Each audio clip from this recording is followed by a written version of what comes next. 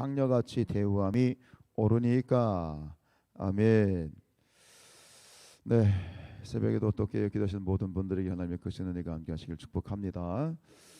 오늘 이제 야곱의 집안에 있었던 참 안타까운 그런 사건이지요.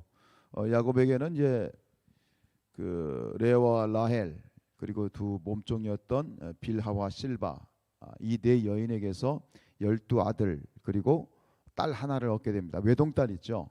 아들이 아직까지는 이제 베냐민이 낳질 않았으니까 이제 아들이 11. 나중에 이제 라헬이 베냐민을 낳으니까 이제 12이 되는데 어쨌든간 아들 11에 지금 외동딸 하나에 얼마나 참 예뻤겠어요. 그죠? 금지옥엽이죠.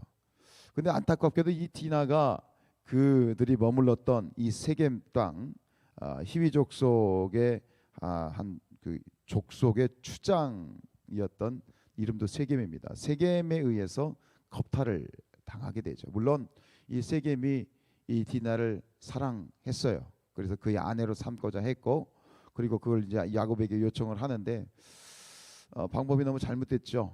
정식으로 청혼을 하든지 뭘 해야 되는데 그 정욕을 참지 못하고 결국은 이제 우선 겁탈을 하고 아내로 달라고 그렇게 요청을 하게 되어지는 그런 안타까운 일이 발생을 했어요. 이 이야기를 이제 야곱이 들었어요. 그런데 아직 아들들이 들에서 돌아오지 않은 관계로 가만히 있다가 이제 아들들이 돌아왔을 때 이제 그 사실을 이제 알리게 되어지는데 이 세겜이 이제 아버지 그 하몰에게 부탁을 하는 거죠. 아버지, 제가 디나를 사랑하는데 제 아내로 삼고 싶습니다. 좀 도와주십시오. 그러니까 이제 하몰과 세겜이 야곱에게 찾아가서 당신 아내를 좀 당신 딸을 아내로 내가 우리 아들이 원하니까 좀 주시오. 그러면서 우리 딸들도 당신 아들들에게 주겠습니다. 그러면서 이제 조약을 맺으려고 하는 거죠. 그 요청이 왔을 때 그 특별히 이제 야곱의 아들들이 조건을 하나 내겁니다. 좋다.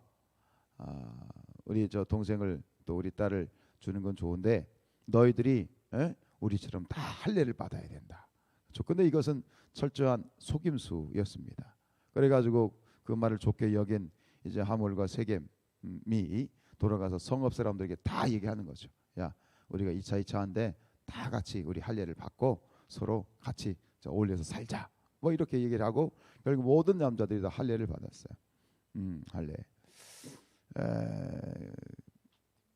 이 할례를 한번 받으면 이게 한 남자들은 보통 한 일주일 가거든요. 고통이 아마 적어도 한 5, 6일 지나야 이게 모든 통증이 사라지는데 결국은 이제 그 일로 인해서 모든 남자들이 다 이제 할례를 받은 상태에서 한 3일이 지났습니다.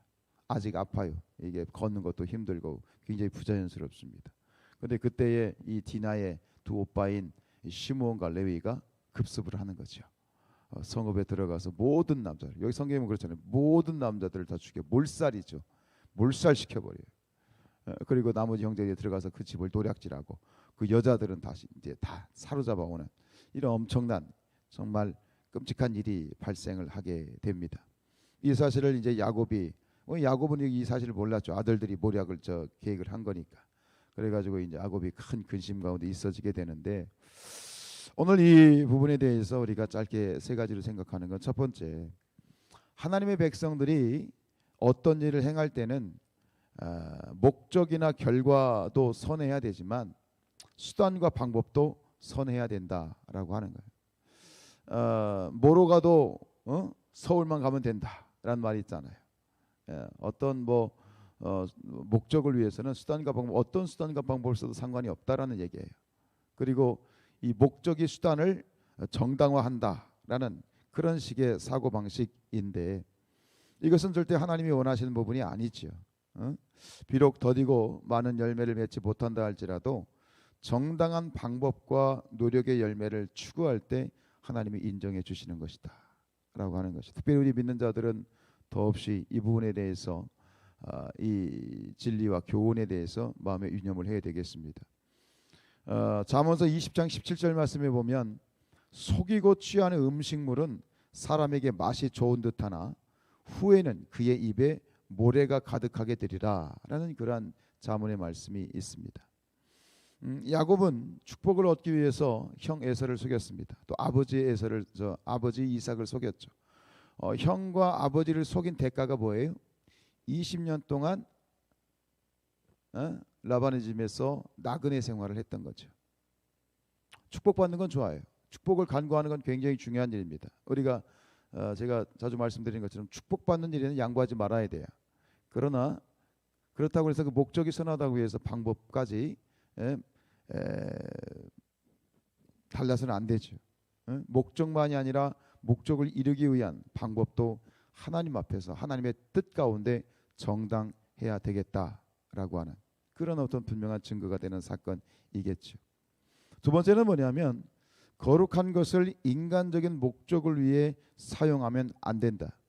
이 피의 복수를 위해서 이 야곱의 아들들이 사용했던 조건으로 내걸었던 것이 할례입니다.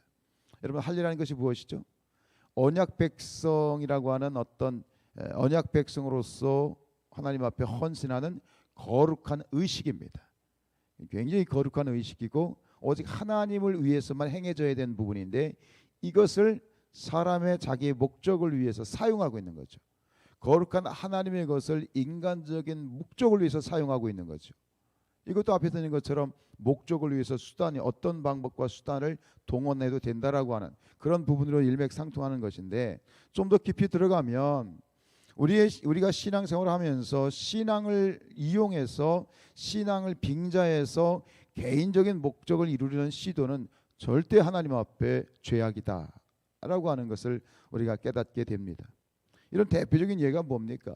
바로 이단과 사이비들 아니겠어요? 이단들과 사이비들의 공통점이 뭐예요? 이 성도들을 미혹해서 사람들을 미혹해서 그들의 재산을 착취하고, 그죠? 그들의 노동력을 착취하고 이용해 먹는 거죠.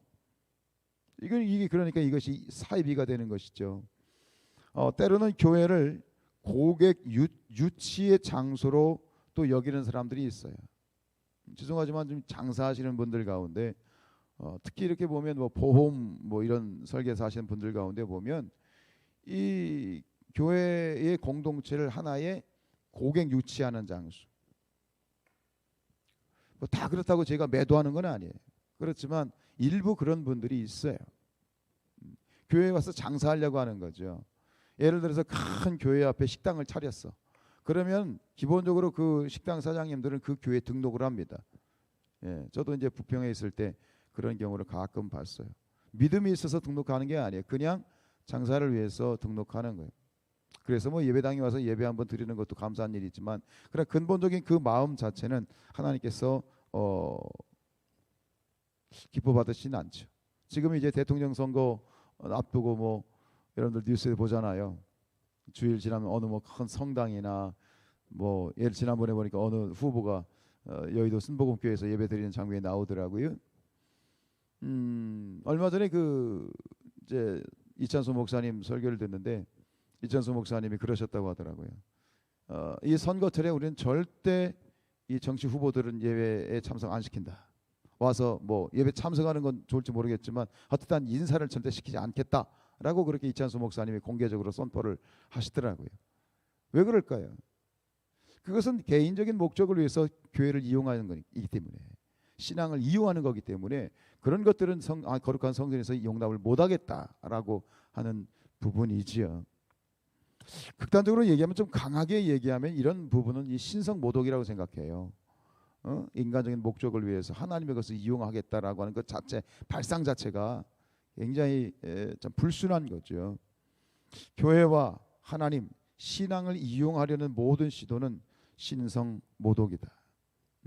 여러분의 신앙이라고 하는 것이 뭡니까? 우리가 하나님 앞에서 바로 서 있는 신앙이라고 하는 것은 우리가 무엇을 얻을 것인가, 무엇을 취할 것인가라는 것이 아니잖아요. 우리가 하나님 앞에 고백하는 우리의 바른 신앙은 뭐예요? 내가 하나님을 위해서, 교회를 위해서 무엇을 할 것인가, 그죠? 내가 무엇을 하나님께 드릴 것인가. 헌신하는 그런 자세가 하나님 앞에 바른 신앙이지. 내가 여기서 무엇을 얻어갈 것인가. 그건 말도 되지 않지 않습니까? 근데 오늘 여기서 이들의 그 야곱의 아들들의 모습을 통해서 결국 이런 어떤 잘못된 그런 모습들을 우리가 발견을 하게 되고 그런 것들이 우리에게 교훈이 된다고 볼 수 있겠죠. 마지막으로 이 복수에 대한 성경의 교훈을 우리가 되새겼으면 좋겠어요. 디나가 겁탈을 당한 것이 사실 인간적으로 생각하면 얼마나 참 이게 피가 거꾸로 솟는 일이에요. 그러나 이 복수라는 부분에 대해서 하나님은 분명히 우리에게 뭐라고 말씀하십니까? 잠언서 20장 22절에 너는 악을 갚겠다 하지 말고 여호와를 기다리라. 그가 너를 구원하시리라. 하나님께서 우리의 모든 것을 선악간에 판단하시고 잘못된 자를 심판하신다.